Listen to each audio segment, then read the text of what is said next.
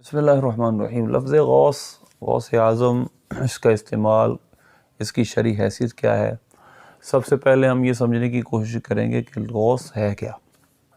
क्योंकि हमारे यहाँ जो प्रोपेगेंडा किया जाता है वो तो ये है कि गौस मददगार को कहते हैं, मददगार सिर्फ अल्लाह है, तो लिहाजा गौस आज़म कहना ये शिरक है। अब पहले ये समझना पड़ेगा कि गौस का मतलब और मफ़हूम क्या लेते हैं सूफिया, क्योंकि जब तक हम लफ्ज़ गौस को समझेंगे नहीं, क्योंकि ये रूहानी इस्तिलाह है, उस वक्त तक हमें इसका पता नहीं चलेगा। तो गौस एक इस्तिलाह है, और मैं इसको समझाने के लिए भी आपको देवबंदियों की चंद इबारात के हवाले दूंगा ताकि आपको पता चल जाए कि ये गौस की इस्तिलाह पहले से तमाम फ़िरक़ों में मौजूद है। मसलन दारुल उलूम देवबंद का एक फ़तवा है, आपके सामने चल रहा होगा। सवाल ये है, गौस किसे कहते हैं? क्या शेख अब्दुल कादिर जिलानी गौस थे? गौस की क्या सिफत है होती है? अब ये सवाल है, इसका जवाब क्या है? गौस की सिफत ये है कि वो आलम रब्बानी मुत्तबे सुन्नत हो, शिरक व बिदअत से इज्तनाब करता हो, इल्म बातिनी में कामिल हो। सूफिया की इस्तिलाह में गौस विलायत का एक मकाम है, और गौस इस मुस्तजाबुद दावत हस्ती को कहते हैं जो अल्लाह ताला से दुआ और फरियाद करता है। और शेख अब्दुल कादिर जिलानी रहमतुल्लाह अलैह भी इसी मनसब पर फाइज थे। तो अब यह हम समझने वाली बात यह है कि गौस एक डेजिग्नेशन है, एक मकाम है, एक रूहानी मनसब है, स्पिरिचुअली एक मकाम का नाम है। और जो शेख अशरफ अली थानवी की वजाहत है वो मैं आपके सामने चंद हवाले पेश करता हूँ। ये इमदादुल सुलूक है और ये इमदादुल मुश्ताक है। इमदादुल सुलूक और इमदादुल मुश्ताक, इन दोनों के अंदर हुजूर गौसे पाक का जिक्र है और आपको गौस ही कहा गया है। मसलन इमदादुल मुश्ताक है, ये इसके राइटर अशरफ अली थानवी। इसका सफ़ा नंबर 45 पे लिखा है कि एक दिन हज़रत गौसुल आज़म रहमतुल्लाह अलैह साथ और अल्लाह के हमरा बैठे हुए थे। अब देखिएगा, ना कहा नज़र बसीरत से मुलाहजा फरमाया एक जहाज़ करीब गर्क होने के है।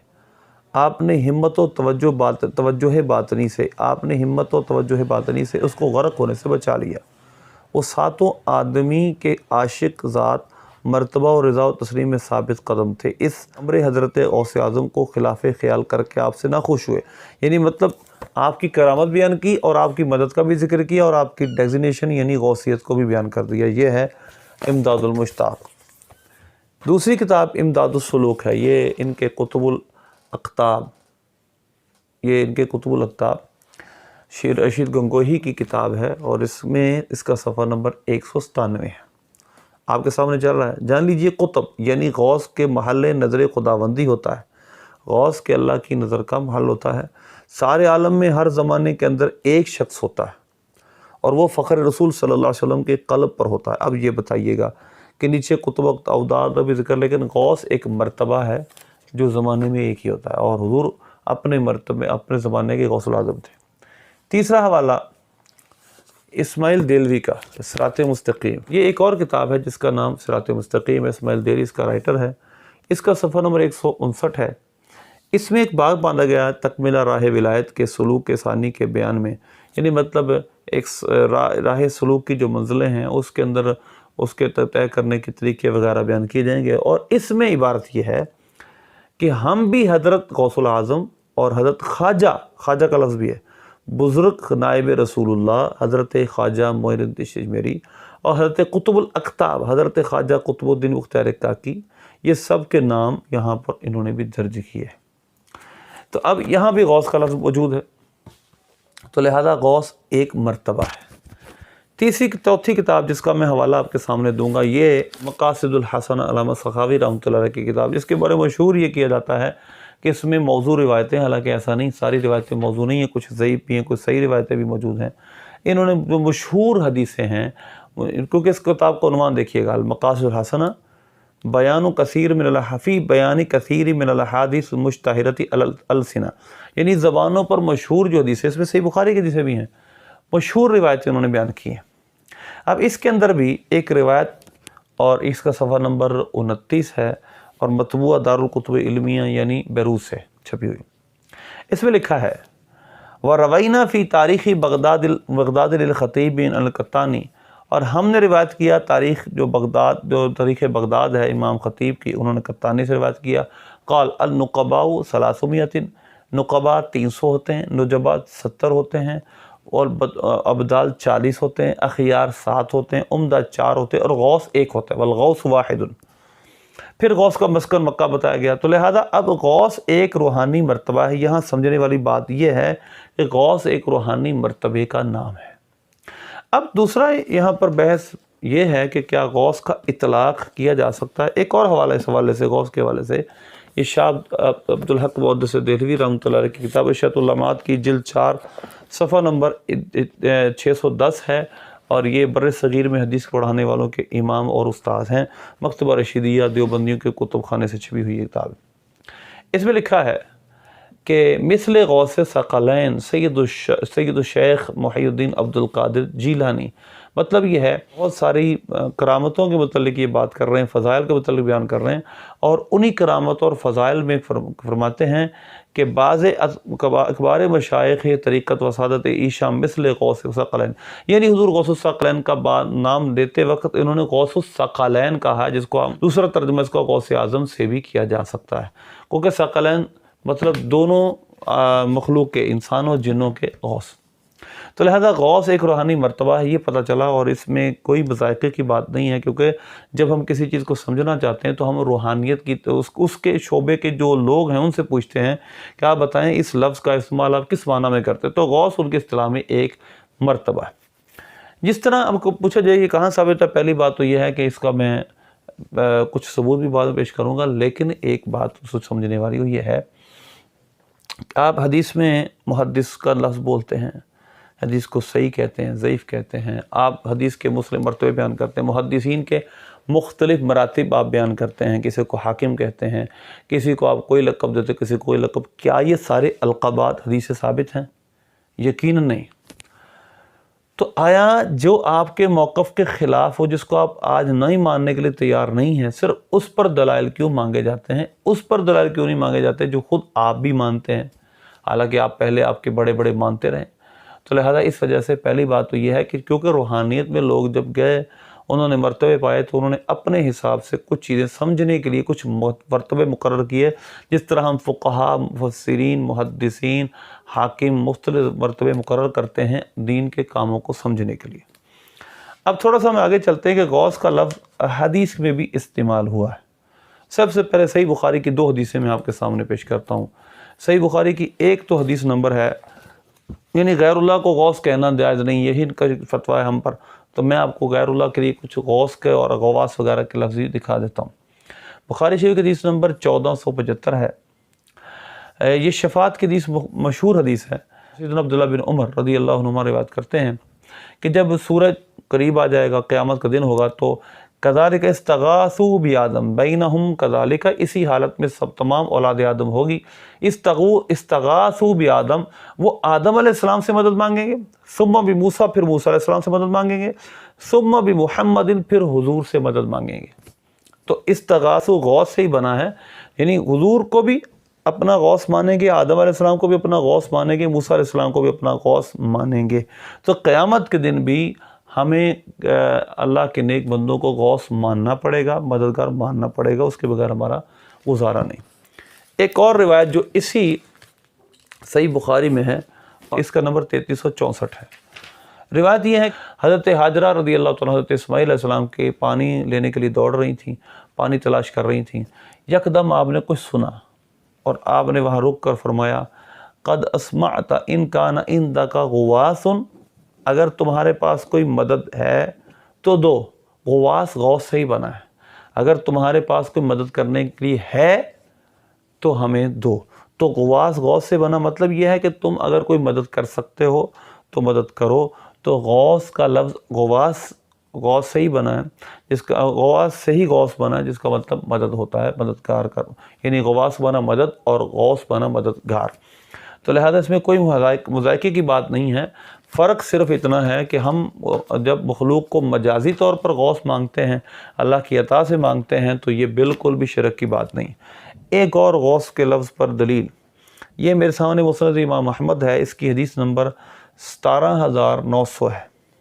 اس میں حضرت عیسیٰ علیہ السلام کی آمد کا تفصیلی ذکر ہے، اور ایک جگہ لفظ یہ ہے آ کر کہ بینہم کذالک اذ نادی منادی من السحر، سحری کے وقت کوئی ندا دے گا، یا ایھا الناس اتاکم الغوث، کہ اے لوگو تمہارے پاس غوث آ گیا، مددگار آ گیا، عیسیٰ علیہ السلام تشریف لے آئے۔ تو عیسیٰ علیہ السلام کو بھی اس حدیث پاک میں غوث کہا گیا۔ اب اگر کوئی کہے کہ یہ غوث کی یہ حدیث ابھی آپ نے بیان کی، اس کی سند ضعیف ہے، تو کوئی مسئلہ نہیں، ہم ایک مضبوط مضمون بنا رہے ہیں، اس میں صحیح حدیثیں بھی ہو سکتی ہیں، ضعیف بھی ہو سکتی ہیں، کئی مضمون مل کر مختلف روایتیں، مختلف حدیث صحیح بخاری میں بھی غوث کا لفظ آیا، استغاثوا بآدم، اور حل اندہ کا غواث، اور یہاں بھی اتاکم الغوث کا لفظ آیا۔ تو یہ صحیح اور ضعیف مل کر ایک مضبوط اور پکا مضمون بنا رہی ہیں، ہم ایک مضمون قائم کر رہے ہیں کہ اس مضمون میں ثابت یہ کیا جا رہا ہے کہ غیر اللہ کو غوث کہنے میں کوئی مذائقہ نہیں ہے، جبکہ مطلب کیا ہو، مطلب یہ ہوئی اللہ کی عطا سے غوث۔ اس کی دلیل ایک اور میں آپ کے سامنے پیش کرتا ہوں، یہ حاجی امداد اللہ مہاجر مکی دیوبندیوں کے جو بڑے بڑے ان کے علماء ہیں، ان کے پیر ہیں، یہ اپنی کتاب کلیت امدادیہ کے صفحہ نمبر 84 پر لکھتے ہیں، اور یہ مطبوعہ ہے دارالاشاعت، کہ اگر کوئی وظیفہ یا شیخ عبد القادر جیلانی آپ کے سامنے چل رہا ہے، یا شیخ عبد القادر شیء للہ کا، لیکن اگر شیخ کو، یعنی مطلب یہ ہے کہ یہاں پر معلوم ہو گیا کہ حکم وظیفہ یا شیخ عبد القادر جیلانی، پیچھے روایت یہ ہے کہ عین یا عباد اللہ، یہ بالاتفاق جائز ہے، اور اس کے بعد کہتے ہیں کہ اس سے یہ وظیفہ بھی پتہ چل گیا کہ یا شیخ عبد القادر جیلانی شیء للہ، یہ جائز ہے، لیکن اگر شیخ کو متصرف حقیقی سمجھے تو منجر الی الشرک ہے۔ اصل میں ہم بالکل بھی ہم شیخ کو، پیر کو متصرف حقیقی نہیں سمجھتے، متصرف مجازی سمجھتے ہیں، ہم سمجھتے ہیں کہ وہ اللہ کی عطا سے ہماری مدد کر سکتے ہیں، اللہ کی عطا کے بغیر نہیں، اور متصرف حقیقی صرف اللہ کی ذات ہے۔ تو لہذا اگر متصرف مجازی مان کر یا شیخ عبد القادر جیلانی کا وظیفہ کیا بھی جائے، آپ کو ایک ڈیزگنیشن سے ہٹ کر بھی آپ کو مددگار بھی تسلیم کر لیا جائے، تو بھی یہ کوئی شرک کی بات نہیں ہے، جبکہ آپ کو متصرف حقیقی نہ مانا جائے، آپ کو حقیقی مددگار نہ تسلیم کیا جائے، اور حقیقی مددگار صرف اللہ ہو۔ اب ہم آگے چلتے ہیں اور ابدال اور کتب وغیرہ کی جو حدیث ہے اس پہ تھوڑی سی بات کر لیتے ہیں۔ بات دراصل یہ ہے، کچھ لوگوں نے بڑی شد و مز سے ابدال والی حدیثوں کا انکار کیا ہے، اور حوالہ تاً انہوں نے بہت سارے حوالے پیش کیے ہیں، لیکن میں آپ کے سامنے دو ایسی بڑی ہستیوں کا ذکر کروں گا جنہوں نے ابدال کو بڑی ڈیٹیل کے ساتھ ثابت کیا ہے۔ ایک دو حدیث کی نہیں، بہت ساری حدیث اور بہت ساری مختلف سندوں سے انہوں نے اس حدیث کو ثابت کیا۔ کہیں ایک ضعیف روایت بھی ہے تو یہ روایتیں ایک دو نہیں ہیں، پتہ نہیں کتنی ہیں، جس کی وجہ سے کئی ضعیف بھی مل جائیں تو ایک مضمون بن جاتا ہے توابع اور شواہد کی وجہ سے۔ اب دیکھیں، یہ امام سیوطی رحمۃ اللہ علیہ کی الحاوی الفتاویٰ ہے، اس کی جلد 2 صفحہ نمبر 229 پہ ہے، پورا رسالہ علی وجود الخبر الدال علی وجود القطب والاوتاد والنجباء والابدال، کہ خبر، یہ وہ خبر ہے کہ جو قطب، اوتاد، نجباء اور ابدال کے وجود پر ہے۔ انہوں نے، اب دیکھیں آپ کے چل رہے ہوں گے کہ یہ دیکھیں، یہ سب صفحات پر انہوں نے حدیثیں ہی جمع کی ہیں، اور پھر اقوال سلف صالحین کو بھی بیان کیا جو ابدال کے والے سے 40 ابدال، 70 وغیرہ ابدال اور شامی ابدال کا ذکر ہے۔ تو اس وجہ سے ابدال والی روایتیں اور پھر قطب والی روایتیں بھی موجود ہیں۔ اسی طرح یہ آپ کے سامنے ہے المقاصد الحسنہ، مقاصد الحسنہ میں حدیث الابدال، ابدال والی حدیث۔ اب اس کے تحت ایک دھوکہ ہے جو دیا جاتا ہے، وہ یہ ہے کہ کہا جاتا ہے مقاصد حسنہ میں لکھا ہے کہ جو ابدال والی روایتیں وہ سب ضعیف ہیں، حالانکہ دیکھیے گا لہو طرق عن انس رضی اللہ عنہ، یہ عبارت دیکھیے گا کہ اس کے کئی طرق ہیں، کئی سندیں حضرت انس سے ہی، مرفوع بالفاظ مختلفۃ، مختلف الفاظ سے، کلھا ضعیفۃ، سب کے سب ضعیف ہیں۔ مطلب جو حضرت انس سے مروی روایتیں ہیں وہ سب کی سب ضعیف ہیں، کیونکہ ان کے اندر راوی کمزور آتے ہیں، لیکن صرف حضرت انس۔ اب آپ کے سامنے یہ پیج چل رہا ہے، اس کے اندر حدیثیں دیکھیے گا، نیچے سے نیچے چلتے جائیں تو حضرت انس سے بھی روایتیں ہیں، حضرت عبداللہ بن مسعود سے بھی روایتیں ہیں، اور لہذا ایک راوی نہیں، کئی اور صحابہ سے یہ روایت حضرت عبداللہ عبادہ بن صامت سے بھی مروی ہے، ابدالوں والی روایت۔ بہم تقوم الارض و بہم یمترون و بہم ینصرون، یہ ابدال ہیں جن کی وجہ سے زمین قائم ہوتی ہے، یہ ابدال ہیں جن کی وجہ سے زمین پر بارش ہوتی ہے، یہ ابدال ہیں جن کی وجہ سے مدد کی جاتی ہے۔ تو یہ سارا مضمون ہے اور آپ کے سامنے چل رہا ہے، مختلف صحابی ہیں، مختلف راوی ہیں، لیکن ایک انٹرسٹنگ چیز جو صفحہ نمبر 28 پہ آپ دیکھ رہے ہیں کہ رأى بعضهم النبی صلی اللہ علیہ وسلم فی المنام، کہتے ہیں کہ ایک تو اس سے اوپر دیکھیں کہ حضرت امام حاکم نے حضرت مولا علی کی روایت بیان کی ابدال والی اور اس کو صحیح قرار دیا، اور اس کے بعد نبی پاک صلی اللہ علیہ وسلم نے ابدال کی نشاندہی کی۔ ایک شخص نے، بعض لوگوں نے نبی پاک صلی اللہ علیہ وسلم کو خواب میں دیکھا تو انہوں نے ابدال کے متعلق پوچھا کہ آپ کی امت کے ابدال کہاں ہیں؟ فَأَوْمَ بِيَدِهِ نَحْوَ الشَّامِ، آپ نے شام کی طرف اشارہ کیا۔ اس کے بعد آگے چلیں، اور مما يتقوى به هذا الحدیث، اب یہ بڑی غور طلب بات ہے، یہ امام سخاوی پر الزام ہے کہ آپ نے ابدال کی ساری روایتوں کو ضعیف کہا ہے، اور پھر علامہ جو ابن تیمیہ، یہ تو پھر 4 قدم آگے ہے، یہ تو پھر کہتے ہیں ضعیف اور من گھڑت ہے۔ ضعیف اور من گھڑت میں زمین آسمان کا فرق ہے، لیکن ضعیف اور من گھڑت ثابت کرتے ہیں۔ اور پھر یہ نہیں ہے کہ یہ ایک عجیب اصول بنا لیا کہ جو ابن تیمیہ اور ابن قیم کہے گا آپ اسی کو معتبر مانیں گے، کیوں بھائی؟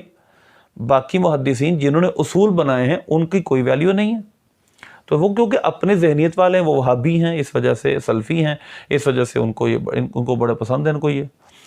تو لہذا اب ہم دیکھتے ہیں کہ مما يتقوى به هذا الحدیث، جو یہ ابدال والی حدیث جس سے قوی ہوتی ہے وہ کیا ہے؟ وَيَدُلُّ لِانْتِشَارِهِ بَيْنَ الْأَئِمَّةِ، وہ فرماتے ہیں اماموں کے درمیان اس کے منتشر ہونے کی وجہ یہ ہے کہ یہ اماموں کے درمیان منتشر ہو چکی ہے، بہت سارے حدیث کے اماموں کو اس کا پتہ ہے۔ وہ کیا کہتے ہیں؟ وہ دلالت کرتے ہیں اس کے انتشار پر، یعنی اس کے منتشر ہونے پر، پھیلنے پر۔ ہمارے امام شافعی رحمۃ اللہ علیہ کا قول ہے کہ امام سخاوی شافعی ہیں، فرماتے ہیں کُنَّا نَعُدُّ مِنَ الْأَبْدَالِ، کہ امام شافعی کے متعلق ہمارے اصحاب کہتے ہیں کہ ہم ان کو ابدال سے شمار کرتے ہیں۔ امام بخاری تک کا قول لکھا ہے، وقول بخاری فی غیرہ، اور امام بخاری کا قول بھی ان کے علاوہ موجود ہے، کان لا یشکون انہ من الابدال، امام بخاری کا قول کسی اور بزرگ کے بارے میں ہے کہ وہ فرماتے ہیں لوگ اس میں شک ہی نہیں کرتے کہ وہ ابدالوں میں سے، یعنی وہ ابدال ہے۔ تو لہذا ابدالوں کے متعلق جو روایتیں ہیں وہ سب کی سب ضعیف نہیں ہیں، نہ علامہ سخاوی نے اس کو ضعیف کہا ہے۔ یہ ایک الزام ہے علامہ سخاوی رحمۃ اللہ علیہ پر کہ انہوں نے کہا کلھا ضعیف، بالکل انہوں نے کلھا ضعیف کہا ہے، لیکن حضرت انس کی روایت کو لہو طرق عن انس رضی اللہ عنہ مرفوعا بالفاظ مختلفۃ کلھا ضعیفۃ، کہ حضرت انس رضی اللہ عنہ سے جتنے بھی طرق ہیں وہ سب ضعیف ہیں۔